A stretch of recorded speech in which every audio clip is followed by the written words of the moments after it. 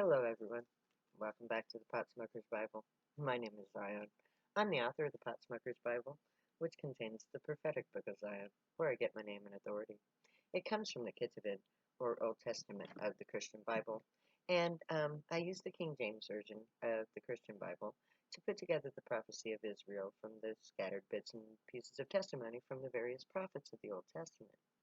It became the Book of Zion. In order to publish the Book of Zion and therefore to publish peace and complete my prerequisite for being Zion, I had to write the Pot Smoker's Bible as a commentary. Now, in order to publish peace, according to prophecy, without money, I use social media. Now, the entire Book of Zion and its corresponding Pot Smoker's Bible has already been completely downloaded onto YouTube at Pot Smoker's Bible. So, if you want to hear the entire audio version of the two books, you can go there. And it is my hope that people who are watching me will eventually say, hey, you know what? It's kind of funky to read a book from the middle, so maybe I ought to go back there and start at the beginning so that I can get the entire body of the work. And I encourage all of you to do that, especially after my money runs out because I'm broke and my cable goes bye-bye. Because that is going to happen here in a week or two, or maybe a month if I'm lucky. But I'm going to record as much as I can between now and then. But on that day, when you no longer see me on the feed, know that you can complete the work by going to Pot Smoker's Bible on YouTube. So today, I'm reading from the 19th chapter of the Pot Smoker's Bible, which contains the 16th chapter of the Book of Zion. It's called They That Hate Me. And I'm starting the dissertation today. And as I told you last time, I'm starting with Psalms 94, 3 to 6, which is Zion 16, 1 to 4. And it goes like this. Lord, how long shall the wicked? How long shall the wicked triumph? How long shall they utter and speak hard things, and all the workers of iniquity boast themselves? They break in pieces thy people, O Lord, and afflict thine heritage. They slay the widow and the stranger, and murder the fatherless. Psalms asks the question, how long? How long will this injustice go on? How long will the wicked win? How long will their lies prevail? How long will they boast of their iniquities? This is the question asked. For the past 80 years, the American government has perpetuated a lie called drug abuse, using the media to spread lies about the effects of drugs on the individual and on society. The state has robbed America while oppressing its poorest people, and all of it based on a bold-faced lie. Marijuana was the first drug to be portrayed as evil in the media, at the direction of the government. Hollywood has also been used, especially Hollywood, has been used to direct the public opinion. This media blitz creates a panic that allowed the federal government to enlist the state's authorities to enact laws to so-called protect the public from a threat that never existed. Marijuana does not create violent behavior. That was a bold-faced lie. Once the marijuana mania was established, the government added other drugs to the prohibition, creating a demand for a drug that had never been abused before, its appearance as an illegal drug. The war on drugs is a sham. It was created to provide an illicit market for drugs. They produce and then introduce through legislation. Case in point, LSD. LSD, or acid as my people call it, was developed by the US Army to create super soldiers. That didn't work. So, they leaked it into the public domain. Instant success as a psychedelic drug. Oh, and by the way, thanks. Because LSD can also help cure emotional trauma. Love that stuff. Plan to use it to heal myself and my people from the pain caused by the state that created it. The wicked government created an entire government agency to implement its evil game of druggies versus pigs. So far, the pigs have called all of the shots. I know I'm going to get shit for that last line because it's probably not true. Oh well, I'm not perfect. The pigs call all the shots. They have made all of the rules. They run the game. But pride comes before a fall. And the government has long boasted of their evil intentions to wipe out every drug user ever born. A genocidal warfare.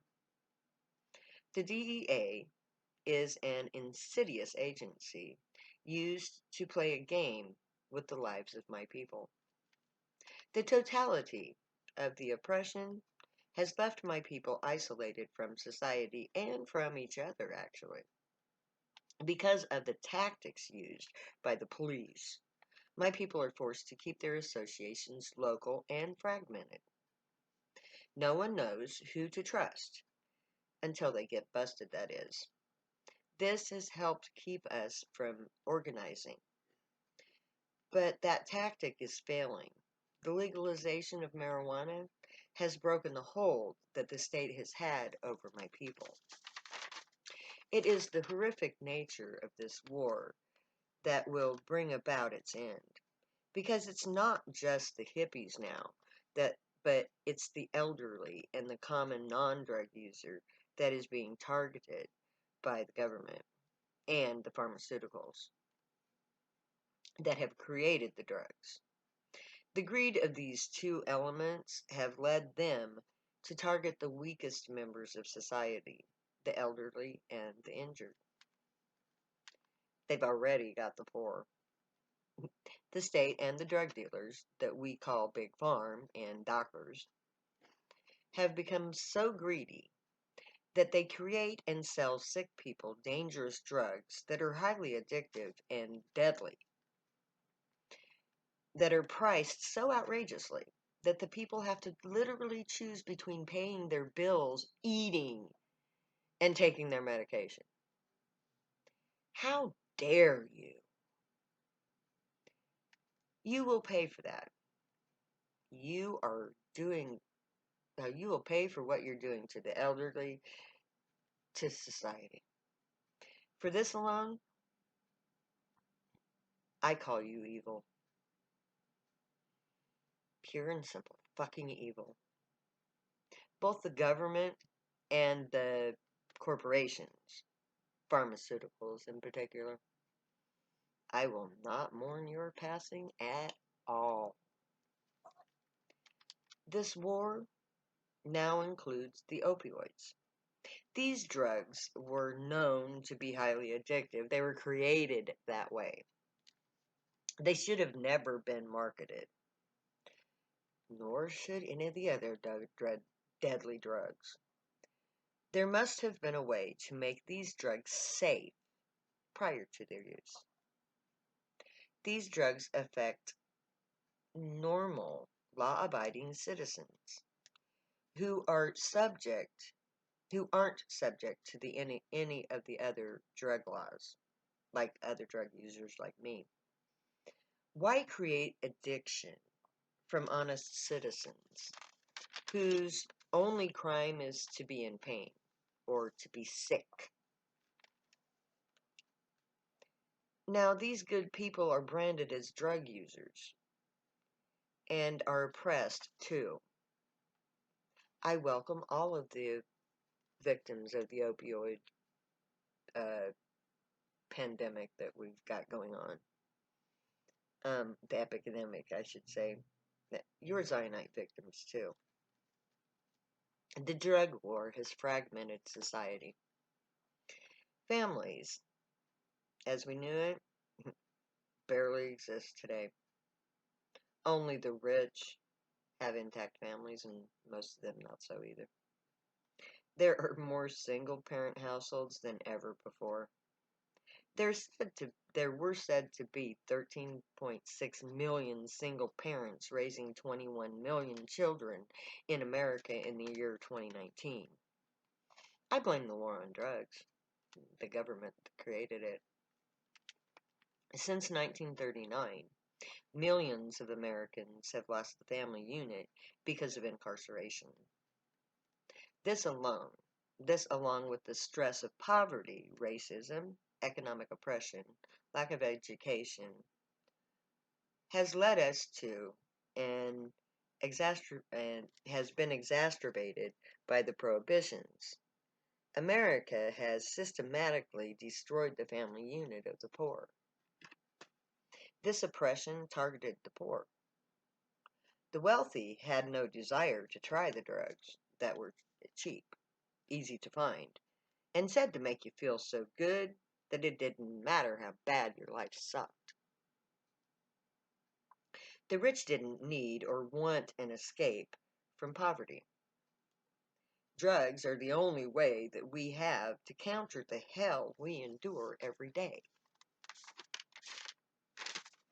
The war also targets the strangers who are just passing through.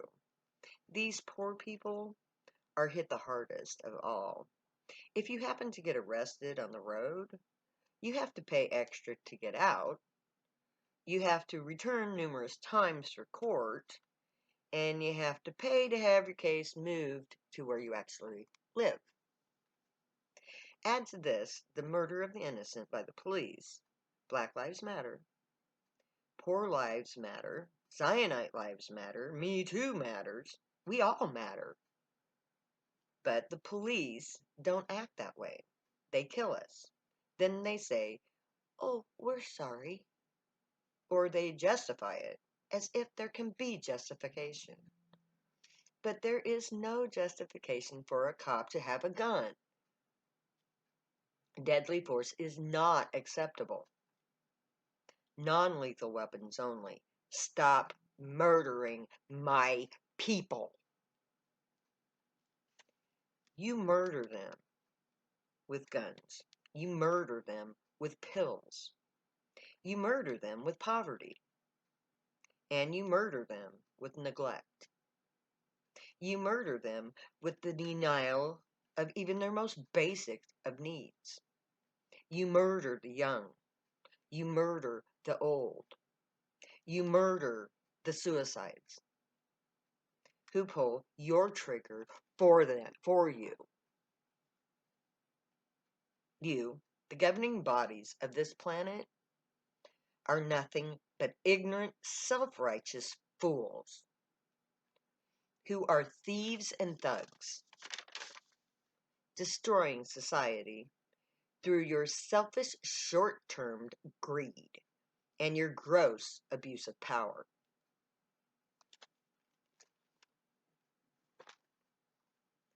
Psalms 69:4 now becomes Zion 16:5. They that hate me without a cause are more than the hairs on my head. They that would destroy me, being mine enemy wrongfully, are mightier than I. I restored that which I took not away. So I'm going to take up with this one next time because I'm out of time. So go ahead and contemplate Psalms 64 or 69:4. May the gray watch over you, guide you, protect you, and keep you from all harm. May they teach you right from wrong, and may you be worthy of them. May your thoughts, words, and deeds reflect truth, good, and light, the unicorn way. Find your joy and pursue it. Make that your guild choice. Stay happy and high if you use drugs. You have every right and reason to. Believe me, I know I wrote the book. I'm going to say later now, because I love each and every one of you too much to ever say goodbye.